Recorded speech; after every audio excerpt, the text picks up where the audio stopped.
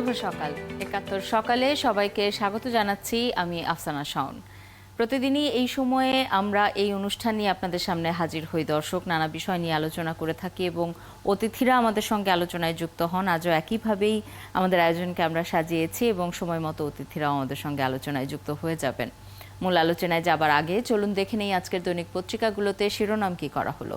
শুরুতেই আমাদের হাতে আছে দৈনিক প্রথম আলো। প্রথম আলোর প্রধান খবর, চাহিদার চেয়ে পশু বেশি তবু কমছে না দাম।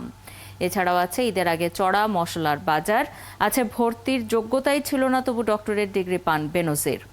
এছাড়াও আছে শেষ আটের আরও কাছে বাংলাদেশ। আমরা জানি গতকাল নেদারল্যান্ডসের সঙ্গে বাংলাদেশের ম্যাচ ছিল এবং সেখানে বাংলাদেশ জিতে যাবার কারণে আরও খানিকটা এগিয়েছে শেষ আটের কাছাকাছি বাংলাদেশ।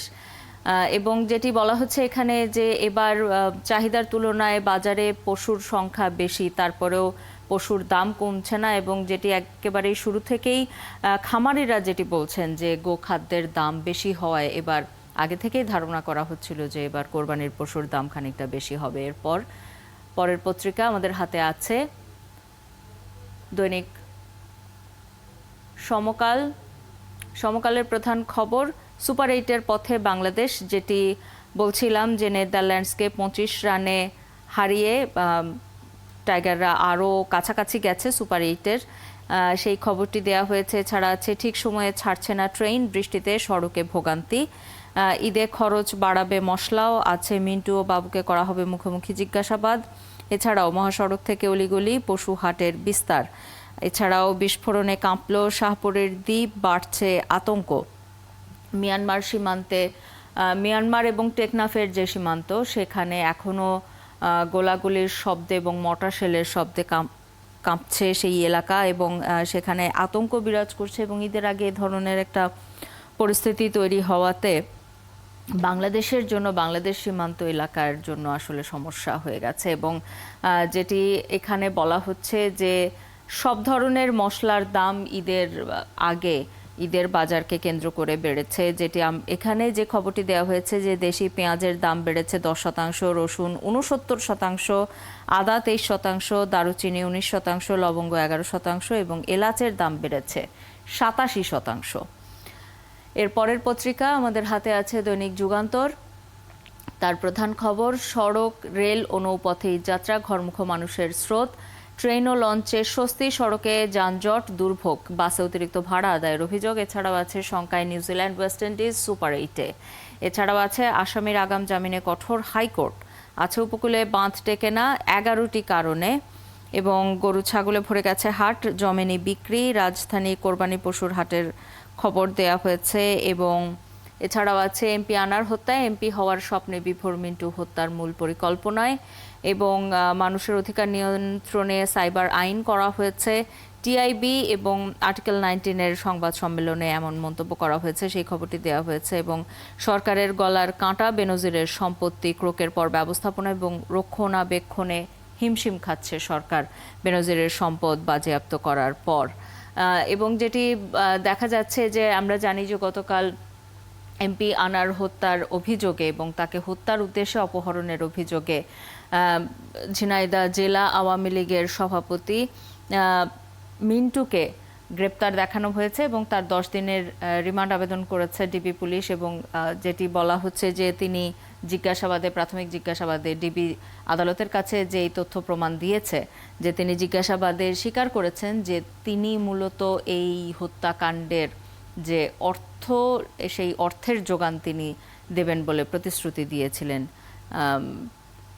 এবং এছাড়াও ঘরমুখ মানুষের স্রোতের যেই খবরটি দেওয়া হয়েছে যে ঈদ যাত্রায় এবার যেটিতে বলা হচ্ছে যে কিছু কিছু ক্ষেত্রে ট্রেনের শিডিউল বিপর্যয় ঘটছে, ট্রেন দেরিতে ছাড়ছে, কিন্তু অন্যান্য পথগুলোতে স্বস্তিতে মানুষ যাত্রা করছেন এবার বাড়ির পথে। এবং গতকাল বৃষ্টি হবার কারণে খানিকটা যানজটে ভোগান্তি পোহাতে হয়েছে এবং গতকাল শেষ কর্মদিবস ছিল, যে কারণে রাস্তায় হঠাৎ করে চাপ বেড়েছে বিকেলের দিকে, বিকেলের পর সন্ধ্যার দিকে মূলত, এবং সেই সময়ই বৃষ্টিটা হয়েছে, যে কারণে যানজটের ভোগান্তি পোহাতে হয়েছে যাত্রীদের। এর পরের পত্রিকা হাতে আছে কালের কণ্ঠ। তাদের প্রধান খবর, গরুর দামে নৈরাজ্য, সাদিক একরোর। আছে অবৈধ ব্রাহ্মা জাতের গরু নিয়ে তুঘলকি কাণ্ড।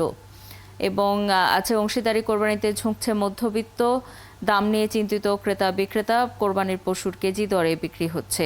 এছাড়াও আছে ডাচদের হারিয়ে আরও এগুলো বাংলাদেশ, আছে মিন্টু 8 দিনের রিমান্ডে, খুনিদের সঙ্গে অর্থ লেনদেনের তথ্য। এছাড়াও দুদক আইনজীবী বললেন বেনজিরের দুর্নীতির প্রমাণ মিলেছে। আছে দেশের অর্থনীতিতেও অবদান রাখছে রামপাল বিদ্যুৎ কেন্দ্র, সরেজমিন অনুসন্ধানী একটি প্রতিবেদন ছাপা হয়েছে, তার শেষ পর্বটি ছাপা হয়েছে এখানে, এবং বলা হচ্ছে যুবদলের কমিটিও বিলুপ্ত করা হয়েছে, বিএনপি ঢাকা সহ 4 মহানগর কমিটি ভেঙে দেওয়া হয়েছে। এই যে পশুর দাম নিয়ে এক ধরনের নৈরাজ্য চলছে, সেই খবরটি মূলত এখানে দেওয়া হয়েছে। বিভিন্ন অনলাইনে এবার বেশিরভাগ ক্ষেত্রে অনলাইনে কোরবানির পশু বেচা কেনা হচ্ছে, এবং সে ধরনেরই একটি প্রতিষ্ঠানের দুর্নীতির অভিযোগ পাওয়া গেছে। এবং যেটি বলা হচ্ছে যে পশুর দাম নিয়ে এবার সমস্যায় থাকার কারণে, যেহেতু কোরবানির পশুর দাম বেশি, সে কারণে মধ্যবিত্ত আসলে অংশীদারি ভিত্তিতে কোরবানি দেওয়ার দিকে ঝুঁকছে, সেই খবরটি দেওয়া হয়েছে। এর পরের পত্রিকা হাতে আছে ইত্তেফাক, তাদের প্রধান খবর এমপি আজিম হত্যাকাণ্ড, রাজনৈতিক দ্বন্দ্বে আড়াল হচ্ছে স্বর্ণ চোরাচালান, নেপথ্যে একাধিক প্রভাবশালী এমপি এবং রাজনৈতিক নেতা, মূল রহস্য আড়ালেই থেকে যাওয়ার আশঙ্কা অনেকের। এমপি আনোয়ারুল আজিম আনার হত্যাকাণ্ডের সময়ই একদম শুরু থেকেই এই স্বর্ণ চোরাচালানের বিষয়টি বিভিন্ন সময় গণমাধ্যমে আসছে, কিন্তু একের পর এক এত নতুন নতুন তথ্য আসছে এই হত্যাকাণ্ডের প্রসঙ্গে, সেক্ষেত্রে স্বর্ণ চোরাচালানের বিষয়টি আড়ালে চলে যাচ্ছে, এবং শেষ পর্যন্ত এই বিষয়টি একেবারেই আলোচনার বাইরে চলে যায় কিনা সেই আশঙ্কা প্রকাশ করছেন অনেকে। এবং পবিত্র হজের আনুষ্ঠানিকতা শুরু হয়েছে, সেই খবরটি দেওয়া হয়েছে। এছাড়াও আছে বাংলাদেশ ইপিজেডে আমিরাতের বিনিয়োগ প্রত্যাশা প্রধানমন্ত্রীর, সংযুক্ত আরব আমিরাতের প্রতিনিধির সঙ্গে গতকাল গণভবনে প্রধানমন্ত্রী সাক্ষাৎ করেছেন, সেখানে তিনি এই আশাবাদ জানিয়েছেন। এবং সাকিবের পারফরমেন্সেই মূলত গতকালের জয়টা নিশ্চিত হয়েছে বাংলাদেশের, যে কারণে খানিকটা সুপার 8-এর দিকে আরও এগিয়ে যাচ্ছে বাংলাদেশ, সেই খবরটি দেওয়া হয়েছে। এছাড়া অনুসন্ধান পর্যায়ে পাওয়া তথ্য মামলা করার জন্য যথেষ্ট, দুদক আইনজীবী, যেটি এর আগের পত্রিকাতেও আমরা দেখছিলাম যে বেনজিরের বিরুদ্ধে দুর্নীতির প্রমাণ মিলেছে, যেটি দুদকের আইনজীবী জানিয়েছেন।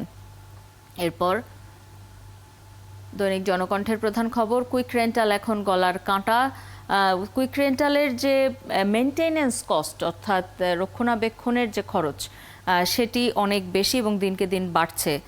এবং এই কুইক রেন্টাল পদ্ধতির যে বিদ্যুতের দাম, সেই বিদ্যুতের দাম গিয়ে সাধারণ ভোক্তাদের গুনতে হচ্ছে বাড়তি দাম, যে কারণে তাদের ওপর চাপ হচ্ছে, সেই খবরটি দেওয়া হয়েছে। এছাড়া রাজধানীতে স্বস্তির বৃষ্টি, ঈদযাত্রায় দুর্ভোগ, আছে চাকরির বিষয়ে নিশ্চিত হয়ে ভিসা দেবে আমিরাত।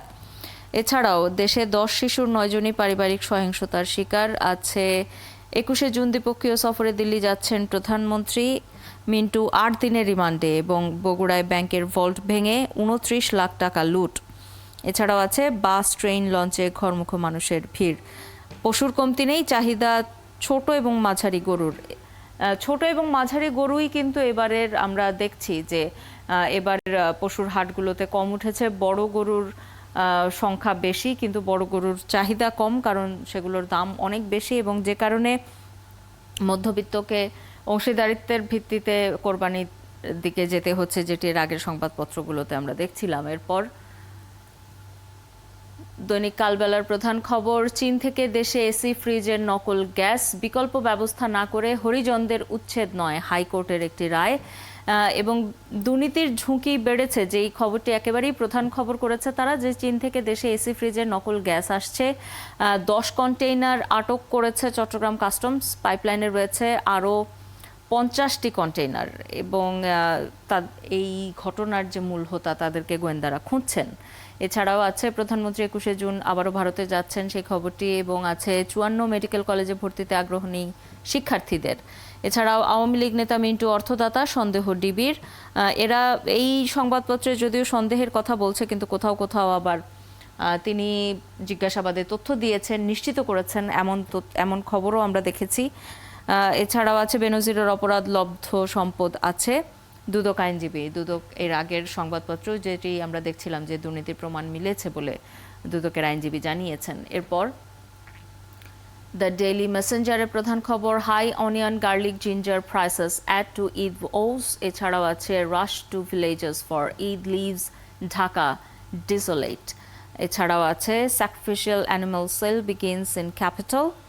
এছাড়াও আছে প্যানিক ইন শাহপুরের দ্বীপ as fresh explosions rock Myanmar. এছাড়াও আছে green growth needed for Bangladesh sustainable development. গতকাল বন পরিবেশ মন্ত্রী সাবের হোসেন চৌধুরী এই মন্তব্যটি করেছেন যে বাংলাদেশে যদি উন্নয়নের ধারা ধরে রাখতে হয় সেক্ষেত্রে পরিবেশ বান্ধব বিনিয়োগ বাড়াতে হবে। এবং যেটি ঈদযাত্রার খবর এখানে দেওয়া হয়েছে যে গ্রামের পথে ঢাকাকে খালি করে দিয়ে ঢাকার মানুষ গ্রামের পথে ছুটছেন এবং কোরবানিতে মশলার দামের বাড়তি দামের কারণে আরও কতখানি কোরবানির ঈদটা মানুষের জন্য ব্যয়সাপেক্ষ হবে সেই খবরটি দেওয়া হয়েছে যে পেঁয়াজ রসুন আদা এগুলোর দাম বেড়েছে। এরপর দ্য ফিনান্সিয়াল এক্সপ্রেসের প্রধান খবর, গভর্নমেন্ট কাউন্টস টাকা 5.19 billion in cost overrun, shipping feasibility study, faulty cost estimation to blame official। যেটি বলা হচ্ছে যে জাহাজ শিল্পের যেই জাহাজ শিল্প চালাতে যে পরিমাণ বাড়তি খরচ হচ্ছে সেই ক্ষেত্রে ফিজিবিলিটি স্টাডি সম্ভাব্যতা যাচাইয়ের যে সমস্যা সেই সমস্যার কারণে অর্থ বেশি খরচ হচ্ছে যেটি কর্মকর্তারা বলছেন সেই খবরটি দেওয়া হয়েছে। এছাড়াও আছে currency flight from banks reverse course, interest rise luring money back into bank vaults. মূলত অর্থ সংকটে অর্থাৎ তারল্য সংকটে ছিল ব্যাংকিং খাত, তাদেরকে সেই অবস্থা থেকে তুলে আনার জন্য এবং তারল্য সংকট সমাধানের জন্যই মূলত সুদের হার বাড়ানো হয়েছে, এরকম একটি খবর দেওয়া হয়েছে। এরপর দ্য ডেইলি স্টারের প্রধান খবর, free reign for gold smugglers in Jhenaidah, Azim invented a token system for carriers cops. যেটি বলা হচ্ছে যে মূলত ডিবির পক্ষ থেকে এ ধরনের তথ্য জানানো হয়েছে যে ঝিনাইদহকে স্বর্ণ চোরাচালানকারীদের জন্য একটি অভয় আশ্রম হিসেবে তৈরি করেছিলেন আনোয়ারুল আজিম এবং তিনি স্বর্ণ চোরাচালানকারীদের জন্য একটি টোকেন ব্যবস্থা করেছিলেন সেখানে। এবং এছাড়াও যেটি আমরা দেখতে পাচ্ছি যে আনোয়ারুল আজিমকে নিয়ে আরও বেশ কিছু খবর এখানে দেওয়া হয়েছে। সম্প্রতি আটক হওয়া আওয়ামী লীগ নেতা মিন্টুর সম্পৃক্ততার যে খবর এবং এখানে যেটি বলা হচ্ছে যে তিনি নিশ্চিত করেছেন যে তিনি এই হত্যাকাণ্ডের জন্য অর্থদাতা মূলত এবং কাজ শেষ হওয়ার পরে তিনি অর্থ পরিশোধ করবেন এমন তথ্য তিনি ডিবির জিজ্ঞাসাবাদে বলেছেন বলে এই সংবাদপত্র প্রকাশ করেছে।